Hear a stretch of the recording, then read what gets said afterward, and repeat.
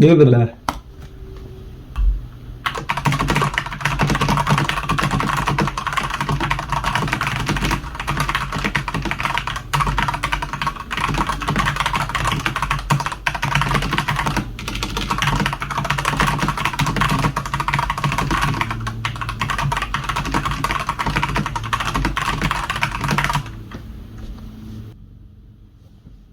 Alright.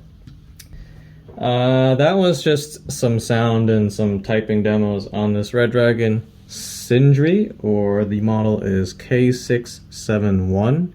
For some reason, I don't really see this model posted anywhere except on their official website. So I don't know if it's just unreleased or maybe it's a very new updated model.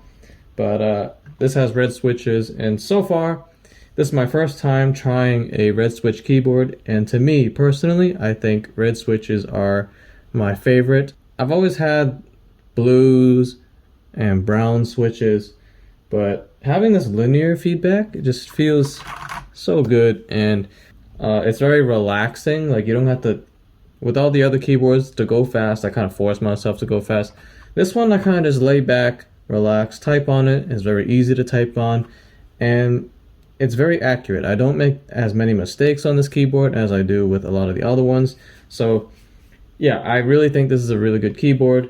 My only problem with it so far is that it's kind of hard to see, but the keyboard lights are dim in person. It looks pretty fine on video, but in person, keyboard lights are dim, and I'm on max brightness.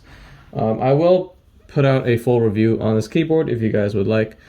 Stay tuned for that. But thanks for watching this video, and I will see you guys in the next one.